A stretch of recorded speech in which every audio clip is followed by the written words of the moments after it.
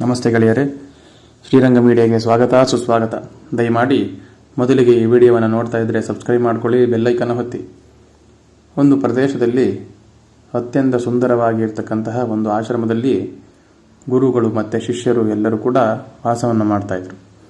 ಆ ಅಷ್ಟು ಗುರುಗಳಲ್ಲಿ ಒಬ್ಬ ಗುರುಗಳು ಏನು ಮಾಡ್ತಾಯಿದ್ರು ಅಂದರೆ, ಅವರ ಶಿಷ್ಯರು ಅಂದರೆ ಅಷ್ಟೊಂದು ಪಂಚಪ್ರಾಣ.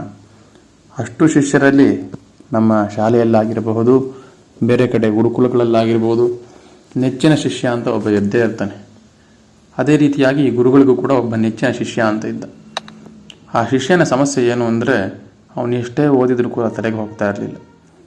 ಅವನನ್ನು ಆ ಪಾಠಶಾಲೆಯಲ್ಲಿ ಒಂದು ಥರ ನೋಡ್ತಾಯಿದ್ರು. ಈ ರೀತಿಯಾಗಿರಬೇಕಾದ್ರೆ ಗುರುವಿಗೆ ಅನಿಸುತ್ತೆ, ನಾನೇನೇ ಹಿತವಚನಗಳನ್ನು ಹೇಳಿದರೂ ಕೂಡ ಇವನು ಕೇಳಲ್ವಲ್ಲ, ಏನು ಮಾಡಬೇಕು ಇವನ್ನ ಅಂತ ಹೇಳಿ ಅವರ ಆಶ್ರಮದಲ್ಲಿ ಇರ್ತಕ್ಕಂತಹ ಒಂದು ಸುಂದರವಾಗಿ ಇರ್ತಕ್ಕಂತಹ ಕಲ್ಲನ್ನು ಕೊಟ್ಟು, ಇದನ್ನು ತಗೊಂಡು ಹೋಗು, ಮಾರುಕಟ್ಟೆಯಲ್ಲಿ ಇದರ ಹಣ ಎಷ್ಟು ಅಂತ ಕೇಳಿಕೊಂಡು ಬಾ, ಈ ಕಲ್ಲನ್ನು ಮಾರಬೇಡ, ಆಗ ನಿನಗೆ ಉತ್ತರವನ್ನು ನೀಡ್ತೇನೆ ಅಂತ ಹೇಳಿ ಅವನನ್ನು ಮಾರುಕಟ್ಟೆಗೆ ಕಳಿಸ್ತಾರೆ.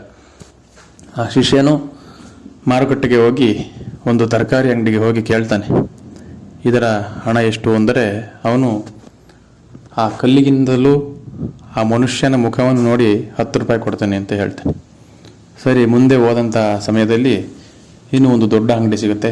ಆ ಅಂಗಡಿಯಲ್ಲಿ ಅವನು ಆವಾಗಲೂ ಕೂಡ ಮುಖವನ್ನು ನೋಡಿ ಇದಕ್ಕೆ 50 ರೂಪಾಯಿ ಕೊಡ್ತೇನೆ ಅಂತ ಹೇಳ್ತಾನೆ.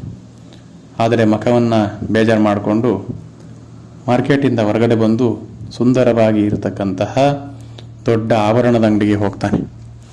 ಅಲ್ಲಿ ಅಂಗಡಿಯವನು ಏನು ಮಾಡ್ತಾನೆ ಅಂದರೆ, ತಂದು ಬಂದಿರತಕ್ಕಂತಹ ವ್ಯಕ್ತಿಯನ್ನು ನೋಡಲಿಲ್ಲ, ಆ ಕಲ್ಲನ್ನು ನೋಡಿ ಈ ಕಲ್ಲಿಗೆ 1,00,000 ರೂಪಾಯಿ ಕೊಡಬಹುದು ಅಂತ ಹೇಳ್ತಾನೆ.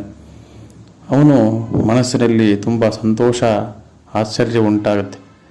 ಆನಂತರ ಇನ್ನು ಮುಂದೆ ಏನಾದರೂ ಬೇರೆ ಸಿಗ್ಬೋದು ಅಂತೇಳಿ ಪುನಃ ಮುಂದೆ ಹೋದಂಥ ಸಮಯದಲ್ಲಿ ಆ ಕಲ್ಲನ್ನು ಮತ್ತೆ ದೊಡ್ಡ ಅಂಗಡಿಗೆ ಕೊಟ್ಟಂಥ ಸಮಯದಲ್ಲಿ ಈ ಕಲ್ಲು 5 ಲಕ್ಷಕ್ಕೆ ಹೋಗಬಹುದು ಅಂತ ಹೇಳ್ತಾರೆ.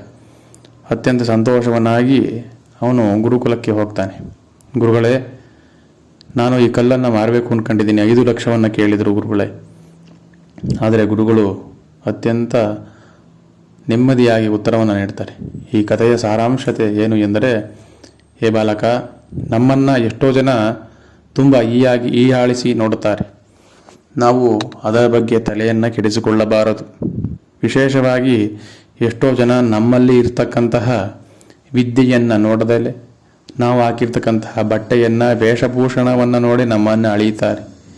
ಇವತ್ತು ನಮ್ಮ ಮನೆಯಲ್ಲಿ ನಮಗೆ ಮನ್ನಣೆ ಸಿಗದಲೇ ಇರ್ಬೋದು, ನಮ್ಮ ಊರಿನಲ್ಲಿ ಮನ್ನಣೆ ಸಿಗದಲೇ ಇರ್ಬೋದು, ಆದರೆ ಬೇರೆ ಊರಿನಲ್ಲಿ ಒಂದಲ್ಲ ಒಂದು ದಿನ ಮನ್ನಣೆ ಸಿಕ್ಕೇ ಸಿಗುತ್ತೆ. ಅಲ್ಲಿ ದೊಡ್ಡವನಾಗಿ ಬೆಳೆದು ನಮ್ಮ ಊರಿಗೆ ಬಂದು ನಿಂತಾಗ ಎಲ್ಲರೂ ಕೂಡ ಆಶ್ಚರ್ಯದಿಂದ ನೋಡುತ್ತಾರೆ. ಆದ್ದರಿಂದ ನಮ್ಮ ಶಕ್ತಿಯನ್ನು ನಾವು ಕಂಡುಕೊಂಡಿರುವುದೇ ಇಲ್ಲ. ಆ ಶಕ್ತಿಯನ್ನು ನಾವೆಲ್ಲರೂ ಕೂಡ ಕಂಡುಕೊಂಡು ಜೀವನದಲ್ಲಿ ಅತ್ಯಂತ ಶ್ರೇಷ್ಠ ಸ್ಥಾನಕ್ಕೆ ಹೋಗೋಣ ಅಂತೇಳಿ ಈ ಸಂಚಿಕೆಯನ್ನು ಇಲ್ಲಿಗೆ ಮುಗಿಸ್ತಾ ಇದ್ದೇವೆ. ಮುಂದಿನ ವಿಚಾರವಾಗಿ ಮುಂದಿನ ಸಂಚಿಕೆಯಲ್ಲಿ ಭೇಟಿಯಾಗೋಣ. ಅಲ್ಲಿಯವರೆಗೂ ಧನ್ಯವಾದಗಳು. ಶುಭೋದಯ.